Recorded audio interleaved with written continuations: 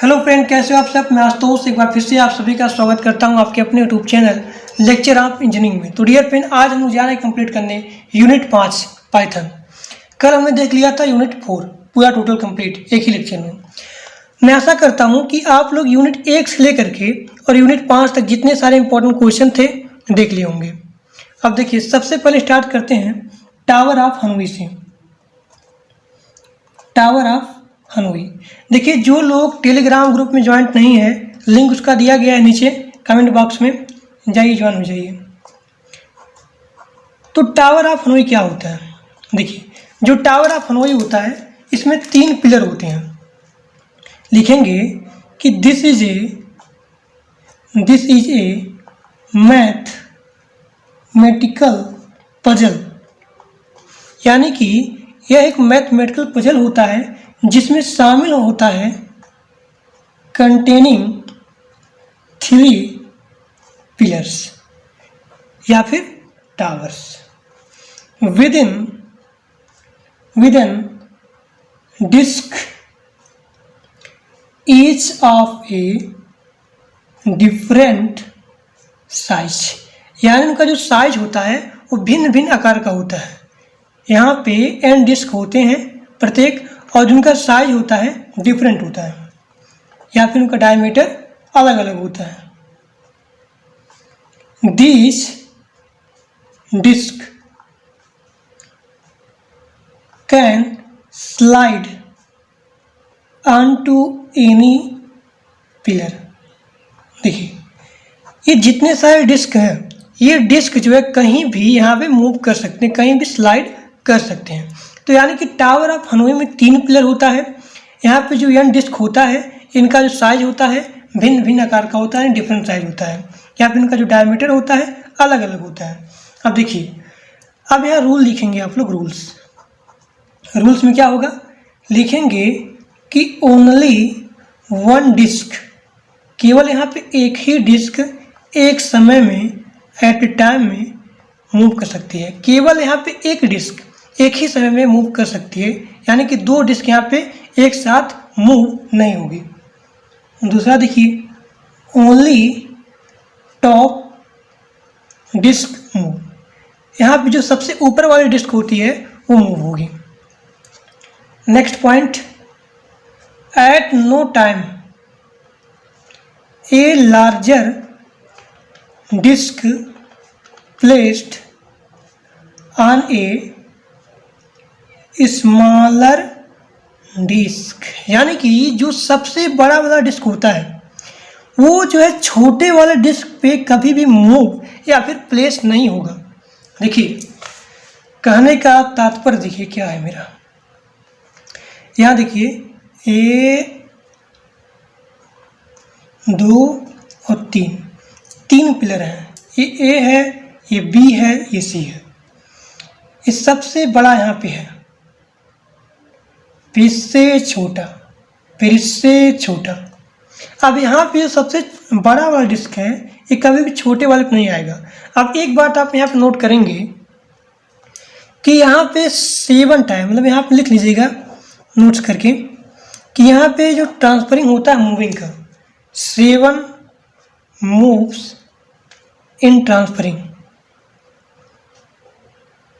ठीक, 7 बार यहाँ मूव होगा केवल, मतलब यहाँ पे 7 स्टेप आएंगे। अब देखिए, अब जो यहाँ पे ये वाला है, अब देखिए सबसे पहला स्टेप ये हमारा स्टेप 1 है, 2 3, ये हमारा स्टेप 1 है। ठीक, 7 यहाँ पे स्टेप होंगे, 2 3,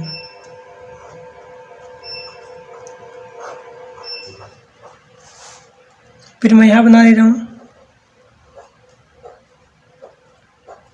1 2 3 4 5 6, ये 7 हो गया। ये हमारा स्टेप 2 है, स्टेप 3 है, स्टेप 4 है, और यहाँ पे स्टेप 5 है, और यहाँ पे स्टेप 6 है, और यहाँ पे स्टेप 7 है। अब देखिए, ये यहाँ दिखा। अब यहाँ से हम स्टार्ट करते हैं। देखिए, सबसे पहले मूव होगा यहाँ से यहाँ तक, यानी कि ये पार्ट आपका है सबसे बड़ा वाला हो गया, ये छोटा वाला हो गया। अब जो ये वाला ऊपर वाला पार्ट है, ये वाला, ये जाएगा यहाँ पे सी पे जाएगा, यानी कि यहाँ पे आ गया। तब मूविंग क्या हो गया यहाँ पे, ए टू सी। अब देखिए, अब यहाँ पे दूसरे पॉइंट देखिएगा आप लोग कि जो ये वाला पार्ट है कहाँ जाएगा, यहाँ पे जाएगा, छोटा यहाँ पे है, यानी कि ए टू बी। अब देखिए तीसरा स्टेप में क्या होगा, स्टेप नंबर 3 कि जाएगा सी टू बी। मतलब देखिए यहाँ पे ए है, ये बी है, ये सी है, ए है, बी है, सी है। अब ये वाला पार्ट जाएगा कहाँ पे, ये वाला, ध्यान देखिए, ये फिर यहाँ पे जाएगा, मतलब ये छोटा वाला पार्ट है यहाँ पे जाएगा, ये सबसे बड़ा वाला यहाँ पे था, अब छोटा वाला इस पे जाएगा, यहाँ पे आ गया छोटा वाला। और देखिए स्टेप नंबर 3 में सी से कहाँ गया, बी पे गया। अब ये वाला यहाँ पे जाएगा, जो बड़ा वाला पार्ट है, बड़ा वाला पार्ट यहाँ पे आ गया। ये हमारा स्टेप नंबर 4 है। अब देखिए कहाँ ये जाएगा, स्टेप नंबर 5 में बी से लेकर के, यानी ए है, बी है और सी है, बी से जाएगा ए पे, यानी ऊपर वाला पार्ट यहाँ पे, यानी कि जो टॉप वाला पार्ट हो रहा है, मैंने क्या बताया यहाँ पे ऊपर देखिए, ओनली टॉप डिस्क मूव। तो ध्यान दीजिएगा यहाँ पे जो टॉप वाला पार्ट है यहाँ पे आएगा, क्योंकि यहाँ कोई खाली नहीं है, यहाँ पे आएगा। ये बचा, ये सबसे बड़ा वाला पार्ट बचा। अब यहाँ पे ये आ गया। अब देखिए, अब ये जाएगा यहाँ पे, यहाँ से इधर जाएगा, स्टेप नंबर 6। यहाँ बड़ा वाला है, अब बड़ा वाले के ऊपर यहाँ ये आएगा। अब यहाँ देखिए स्टेप नंबर 7 में ये सबसे बड़ा, और उसके बाद यहाँ पे ये वाला आएगा, और उसके बाद यहाँ पे छोटा। अब देखिए यहाँ पे ये जो ऊपर वाला पार्ट था, ये यहाँ से लेकर के यहाँ तक मूव हुआ, और यहाँ पे 7 स्टेप, 1 2 3 4 5 6 7, यानी यहाँ पे केवल 7 मूविंग होता है, एंड 7 मूव इन ट्रांसफ़र, 7 पे ट्रांसफ़र होता है। सबसे पहले हम ले जाएंगे टॉप वाला यहाँ पे आएगा, देखिए यहाँ पे आ गया। अब यहाँ पे आने के बाद ये वाला मूव होगा, यहाँ पे मूव हो गया। अब जैसे मूव यहाँ हुआ, अब ये वाला पार्ट इस पे आ जाएगा, देखिए इस पे आ गया। इस पे आने के बाद अब क्या होगा, ये बड़ा वाला पार्ट जाएगा इधर आ गया। अब इधर आने के बाद ये वाला पार्ट जो सबसे छोटा है, मैंने क्या बताया, जो टॉप पे होगा मूव होगा, अब यहाँ पे आएगा। अब देखिए छोटा, इससे बड़ा, फिर उससे बड़ा। अब देखिए अब यहाँ पे आ गया। अब ये वाला पार्ट इस पे जाएगा, इस पे चला गया। अब मैंने कि जो मूविंग वाला पार्ट अपने एग्जाम में लिखना होगा, तो डिफिनेशन लिखिएगा, रूल लिखिएगा, अब कैसे मूव हो रहा है वो आप यहाँ पे लिख सकते हैं। ओके, अब सबसे इम्पॉर्टेंट चीज़ आपने बता दिया क्या होता है टावर ऑफ हनोई, उसका रूल बता दिया। अब यहाँ लिखेंगे प्रोग्राम, जो कि बहुत ही इंपॉर्टेंट है। इसको जूम कर लेता हूँ। अब देखिए, अब यहाँ लिखेंगे आप लोग, यहाँ प्रोग्राम लिखेंगे DEF tower of Hanoi from rod, फिर उसके बाद देखिए ट्रिक क्या होता है, फ्रॉम रॉड टू रॉड, फिर AUX रॉड, टू रॉड, फिर AUX रॉड, क्लोज।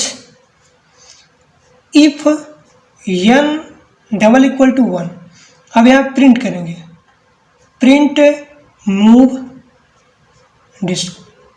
इसका मैं ट्रिक बता रहा हूँ कैसे आप लोग इसको याद रखेंगे। फ्रॉम रॉड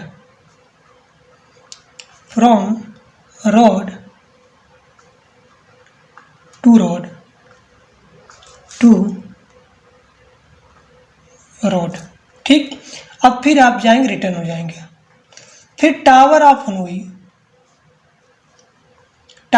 एक ही में रहेगा, n-1। अब देखिए यहाँ n था, अब यहाँ पे n-1, फ्रॉम रॉड, फिर यहाँ पे AUX रॉड। देखिए अब यहाँ पे जो AUX है, ये यहाँ पे आ जाएगा, अब ये इधर जाएगा। अब देखिए फिर यहाँ प्रिंट करेंगे, फिर यहाँ मूव डिस्क करेंगे, फिर यहाँ फ्रॉम रॉड, फिर फ्रॉम रॉड टू रॉड, फिर उसके बाद टू रॉड, फिर यहाँ देखिए tower of Hanoi n-1 AUX। अब देखिए यहाँ से यहाँ गया, ठीक। अब यहाँ से फिर यहाँ पे आ जाएगा। अब जैसे यहाँ पे आएगा, यहाँ पे आने के बाद ये उधर जाएगा AUX, फिर उसके बाद टू रॉड, फिर फ्रॉम रॉड। मतलब मैंने क्या बताया था कि जो स्टार्टिंग वाला था पॉइंट सबसे लास्ट में वही वाला गया, यानी इसका उल्टा हो जाएगा। अब देखिए यहाँ से स्टार्टिंग हुआ AUX रॉड यहाँ पे, फिर उसके बाद ये अभी सबसे लास्ट में जाएगा। ये इसका ट्रिक होता है, ठीक। तो ये हमारा हो गया टावर ऑफ हनोई का प्रोग्राम। अब आगे देखिए, बताइए समझ में आ रहा है कि नहीं समझ में आ रहा है।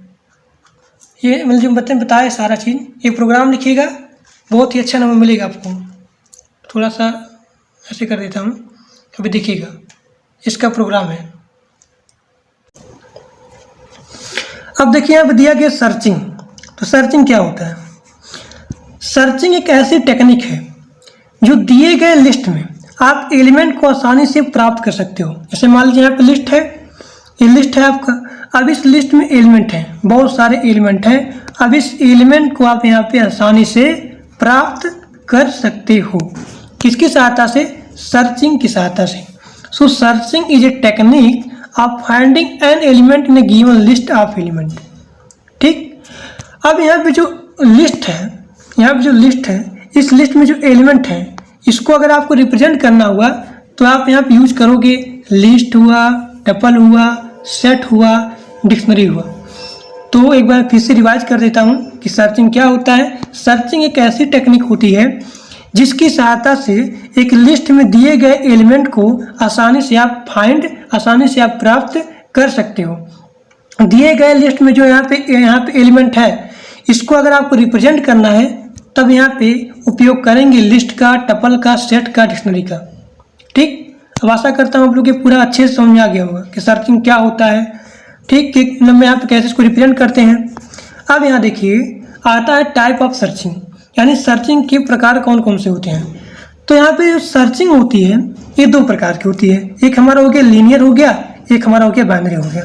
अब जो यहाँ पे लीनियर सर्चिंग होती है इसको हम सिंपल सर्चिंग बोलते हैं या फिर सिक्वेंशियल सर्चिंग। इसका मतलब ये हुआ जो यहाँ पे एलिमेंट होता है, एलिमेंट एक सीक्वेंस ऑर्डर में क्या होता है, अरेंज होता है।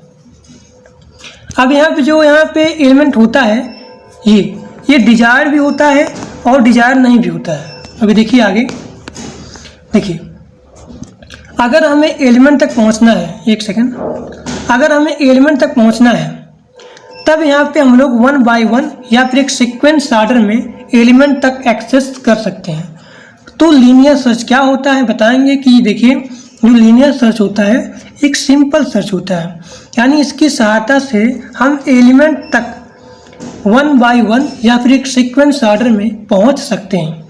ये हमारा डिजायर्ड एलिमेंट भी होता है और यहाँ पे डिजायर्ड एलिमेंट नहीं भी होता है। अब देखिए अगर आप सर्च करते हैं अब अनसक्सेसफुल होता है, तो कब होता है अनसक्सेसफुल? अगर देखिए यहाँ पे लिस्ट है और यहाँ पे एलिमेंट है। अब यहाँ पे आपने सर्चिंग किया, जो आप सर्च करना चाहते हो, अगर वो फाउंड नहीं हुआ तब यहाँ पे अनसक्सेसफुल हो जाएगा। यानी कि ये सर्च विल बी अनसक्सेसफुल कब होगा? If all element are access and the desired element are not found. जो आप लोग यहाँ पे सर्च करना चाह रहे थे वो यहाँ पे प्राप्त नहीं हुआ, नॉट फाउंड हुआ, तब यहाँ पे क्या हो जाएगा? सर्चिंग अनसक्सेसफुल हो जाएगा। अब ये देखिए प्रोग्राम बहुत इंपॉर्टेंट है, ये आप लिखेंगे इसका प्रोग्राम पूरा बढ़िया तरीके से। देखिए for I in range 0 to 8 अभी लिखेंगे पूरा अच्छे तरीके से। यहाँ पे इंटर करेंगे कि मतलब कहाँ से कहाँ तक आपको सर्च करना है, ये पूरा देख लीजिए, लिख लीजिएगा प्रोग्राम अच्छे तरीके से। यहाँ पे दो चीज़ लिखेंगे, मैंने क्या बताया, यहाँ पे डिजायर भी होता है और डिजायर नहीं भी होता है। तो लास्ट में लिखेंगे print number is available in list. कि नंबर जो है लिस्ट में है, दूसरा लिखेंगे कि नंबर यहाँ पे लिस्ट में नहीं है। तो पूरा लिख लीजिएगा ये चीज़ पूरा। अब आगे देखिए, आगे हमारा आता है बाइनरी सर्च। अब बाइनरी सर्च क्या होता है? बाइनरी सर्च, अब देखिए binary search is a technique of searching data in sorted list. जो सॉर्टेड लिस्ट होता है वहाँ पे जो एलिमेंट होता है, जो डाटा होता है, आप यहाँ पे बाइनरी सर्च की सहायता से सर्च करते हैं। तो binary search is a technique of searching data in A sorted list. अब देखिए यहाँ पे इसकी सहायता से आप मिनिमम जो पॉसिबल होगा वो यहाँ पे इसको प्राप्त कर सकते हो या फिर यहाँ पे सर्च कर सकते हो। So this technique search the data in minimum possible comparison. अब देखिए the logic behind this technique is given below. इसके पीछे क्या क्या टेक्निक है नीचे दिया क्या है। सबसे पहले first find the middle element. सबसे पहले जो एरे में जो यहाँ पे मिडिल एलिमेंट है उसको सबसे पहले आप प्राप्त करेंगे। अब देखिए यहाँ पे ये फार्मूला यूज करेंगे। जो आप मिड जैसे मान लीजिए 1 2 3 4 है, 4 कह रहा हूँ, जैसे मान लीजिए 1 2 3 है। अब यहाँ पे मिडिल ये है तो पहला और लास्ट वाला इन दोनों को ऐड करके डिवाइड करेंगे 2 से, तब यहाँ पे मिड वाली वैल्यू फाइंड हो जाएगी।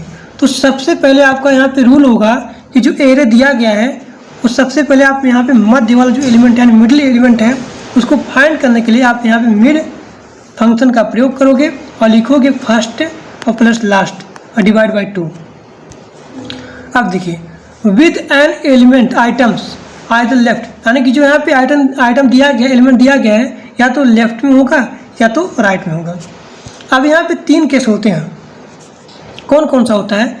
If it is desired element then search is successful.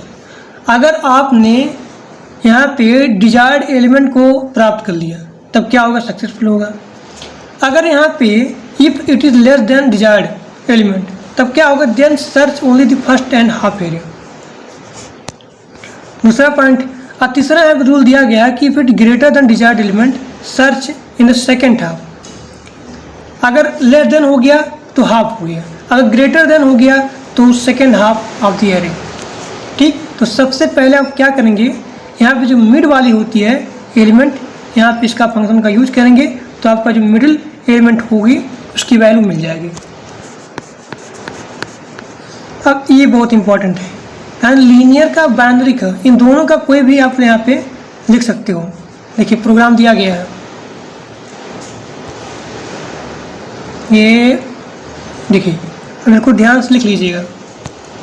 अब आज रात में सारे लोग तैयार कर लीजिएगा इसको पूरा। मैं एक बार फिर से दिखा दे रहा हूँ। देखिए ये पूरा बढ़िया तरीके से लिख लीजिएगा और कम से कम 4-5 बार अपने कॉपी में बनाइएगा। ये सारा चीज़ बहुत इंपॉर्टेंट आएगा। ठीक, ध्यान से देखिए इसको। ये क्वेश्चन आना तय है एग्जाम में, या तो लीनियर है तो बाइनरी, कोई तो आएगा इसमें। पूरा बढ़िया डिफाइन करेगा, डिफाइन करने के बाद ये सारा प्रोग्राम लिख लीजिएगा। चलिए अब आगे देखिए। देखिए सॉर्टिंग क्या होता है, आपको हमेशा जो डाटा अरेंज करनी होगी। सॉर्टिंग में एक ऐसी टेक्निक होती है कि आपको डाटा अरेंज करना होगा इंक्रीजिंग ऑर्डर में। जैसे मान लीजिए 1 है, 3 है, 4 है, 5 है, यानी इंक्रीजिंग ऑर्डर में आपको यहाँ पे एक सीक्वेंस ऑर्डर में यानी इंक्रीजिंग ऑर्डर में आपको यहाँ पे अरेंज करना होता है।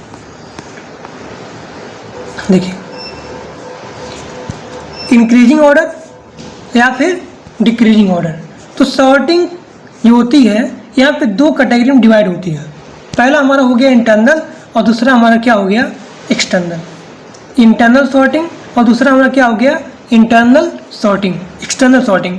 तो देखिए सॉर्टिंग क्या होता है? सॉर्टिंग एक ऐसी टेक्निक होती है जिसमें हम लोग डाटा को या तो इंक्रीजिंग ऑर्डर में या तो डिक्रीजिंग ऑर्डर में क्या करते हैं? अरेंज करते हैं। और इसीलिए जो सॉर्टिंग होती है, सॉर्टिंग को हम लोग यहाँ पे 2 कैटेगरी में क्या करते हैं? डिवाइड करते हैं। पहला हमारा हो गया इंटरनल और दूसरा हमारा हो गया एक्सटर्नल।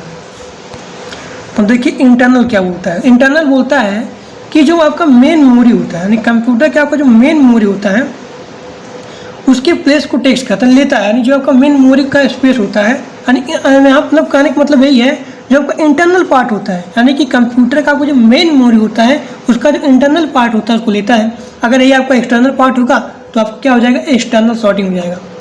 देखिए फिर से देख लीजिए, internal sorting takes place in main memory of the computer. In internal sorting we arrange data in array, यानी कि हम जो है इंटरनल सॉर्टिंग में क्या करते हैं, जो आपका डाटा होता है, डाटा यानी एरे में क्या करते हैं, अरेंज करते हैं। देखिए फिर से देख लीजिए, in internal sorting we arrange data. Internal sorting में हम लोग डाटा को अरेंज करते हैं किसमें, एरे में। ये बात सबसे इम्पोर्टेंट है कि इंटरनल सॉर्टिंग में जो डाटा होता है उसको हम लोग अरेंज करते हैं किसमें, एरे में। 2 बार पढ़ाया ताकि आपको एकदम बढ़िया क्लियर। अब देखिए एक्सटर्नल सॉर्टिंग।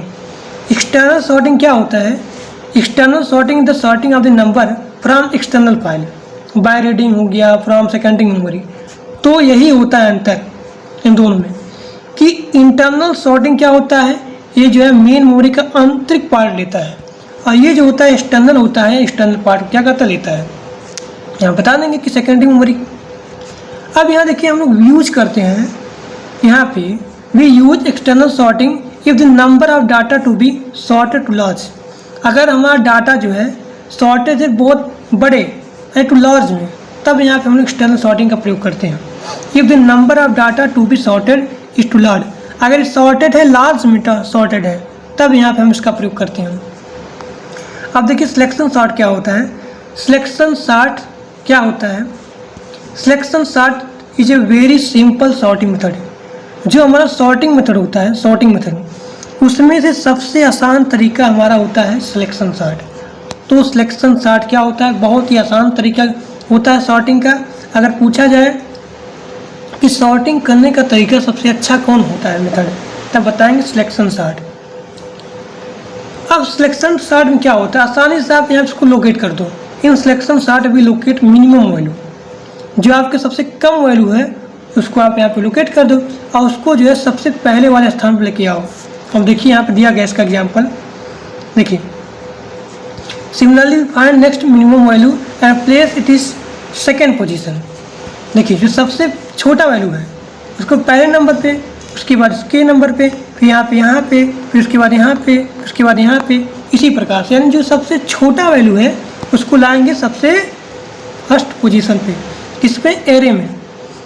अब इसका एग्जांपल देखिए, जैसे देखिए इसका एग्जांपल देखिए, यहाँ पे दिया गया है कि sort the element given below with the help of selection sort. 10 है, 6 है, 15 है, 2, 13, 1 यहाँ पे 14 है। अब देखिए कैसे करेंगे। सबसे पहले स्टार्ट करते हैं 0 to 6, 1 2 3 4 5 6। आप देख रहे हैं यहाँ पे सबसे छोटा वैल्यू यहाँ कौन है, 1 2 3 4 5 6, यानी कि आपको 0 से लेकर के जाना है 6 तक। अब यहाँ सबसे छोटा वैल्यू कौन है, 1 है। अब ये आएगा पहले वाले स्थान पे। इंट्रेशन 0 to 6, देखिए बहुत इंपॉर्टेंट है ये। अब देखिए अब स्वैपिंग करेंगे, swapping of 10 and 6 is needed. अब सबसे पहले आप देखेंगे 0 to 6 लेकर के, अब यहाँ स्वैपिंग आपको क्या होगा, 10 6, यानी जो हमारा ये वाला पार्ट है यहाँ पे आ जाएगा और 10 यहाँ पे आएगा। ये तो हो गया, देखिए हो गया मेरा ये पार्ट। अब आगे देखिए, अब 6 10 15, यहाँ देखेंगे आगे हमारा 15 के बाद क्या है, 2 है। अब यानी कि हमारा 2 जाएगा 6 के स्थान पे। अब 2 यहाँ पे आ जाएगा, 2 हुआ, 10 हुआ, 15 हुआ, 6 हुआ, 13 हुआ, 1 हुआ, 14 हुआ। अब जैसे यहाँ पे 2 यहाँ पे आया, अब 2 यहाँ पे आने के बाद यहाँ फिर ये सर्च करेगा स्वैप करने के लिए, 2 10 15 6 13 1 14। अब स्वैपिंग ऑफ 2 and 1। अब देखिए अब 2 से सबसे छोटा वैल्यू कौन है, 1 है। अभी 1 कहाँ पे आ जाएगा, यहाँ पे आ जाएगा, और 2 यहाँ पे आ जाएगा, 2 इसके यहाँ पे आएगा। अब देखिए अब जो यहाँ पे 1 है, 1 आया 2 के स्थान पे, 2 के स्थान पे, और जो यहाँ पे 2 है 1 के स्थान पे लगे।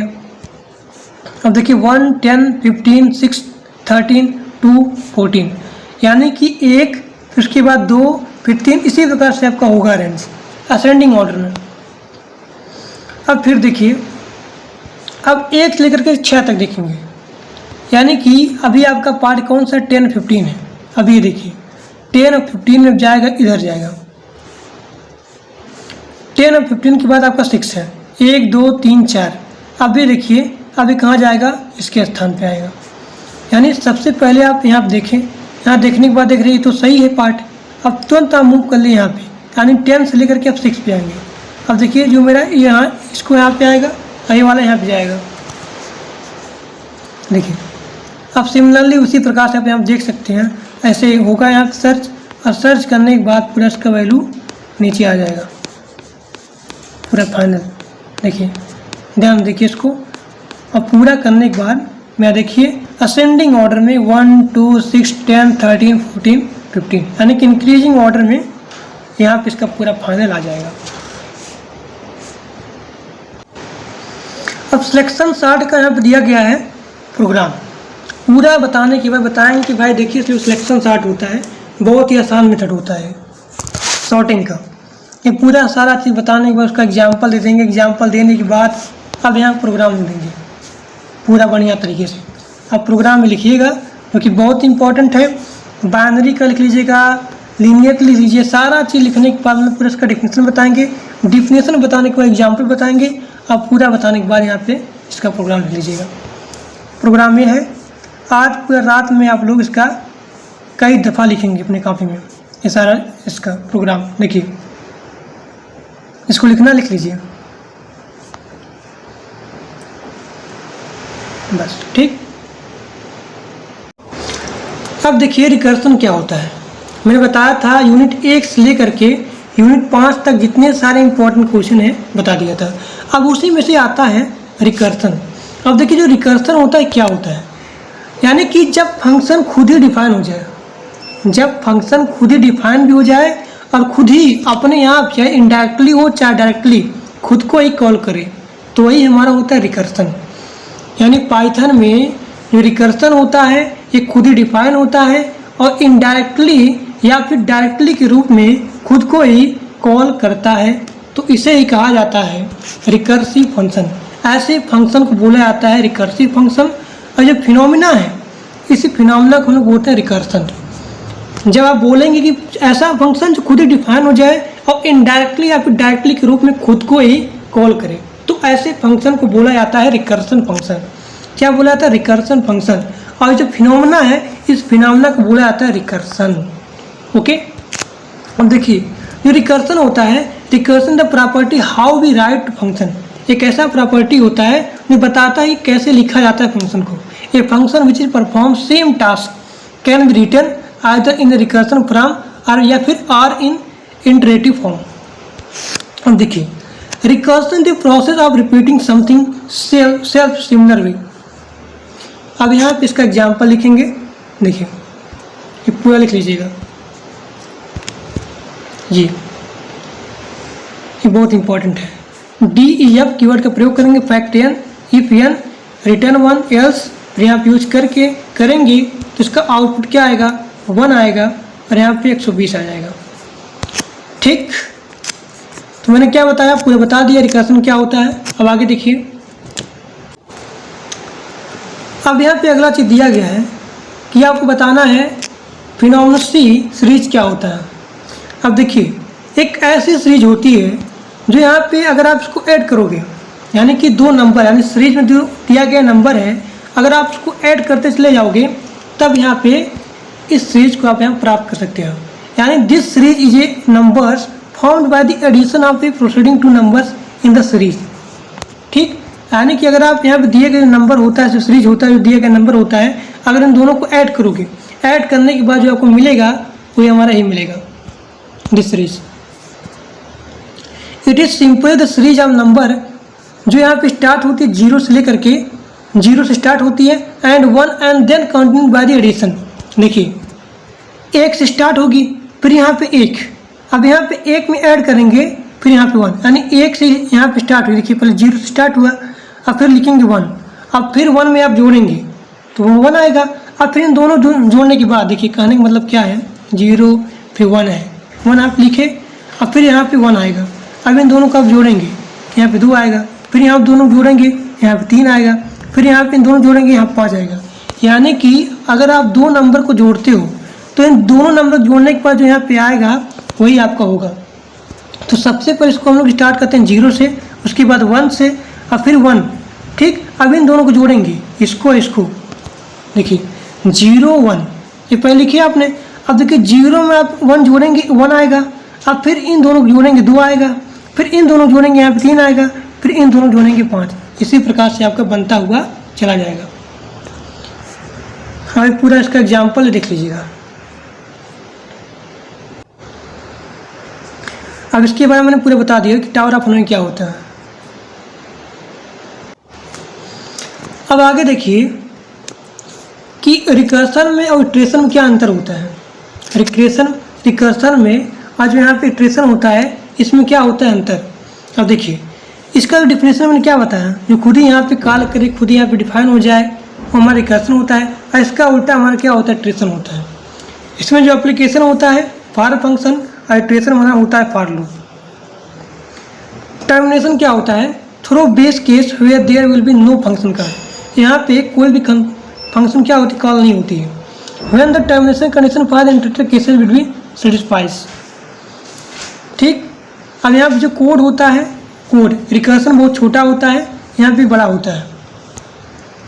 इसकी जो टाइम कॉम्प्लेक्सिटी होती है, टाइम कॉम्प्लेक्सिटी क्या होती है, बहुत ही हाई होती है। और इसमें इटरेशन क्या होती है, कम होती है। स्टैक क्या होता है, इटरेशन यूज नहीं होता है लेकिन इसमें यूज होता है। रिकर्सन प्रोसेस दी ओवरहेड रिपीट फंक्शन कॉल, यानी कि यहाँ पे रिपीट फंक्शन कॉल करता है लेकिन no overhead of the repeat function call, लेकिन इंटरेशन में रिपीट नहीं होता है। इसकी जो स्पीड होती है, रिकर्सन क्या होती है, वो स्लो होती है, लेकिन जो आपका इटरेशन होता है उसकी स्पीड तेज होती है। तो यही हमारा हो गया अंतर रिकर्सन का और यहाँ पे इटरेशन का। तो आपका पूरा 5 मिनट कंप्लीट हो गया, ये बहुत इंपॉर्टेंट था। तो आज के लिए बस इतना ही। Thank for watching my video. अगर वीडियो अच्छा लगा तो लाइक करेगा, सब्सक्राइब करेगा और अपने दोस्तों के पास शेयर भी कर दीजिएगा। जो लोग टेलीग्राम ग्रुप में नहीं ज्वाइंट है उसका लिंक डिस्क्रिप्शन बॉक्स में और यहाँ पे कमेंट बॉक्स में दिया गया है, जाइए ज्वाइन हो जाइए। Thank you.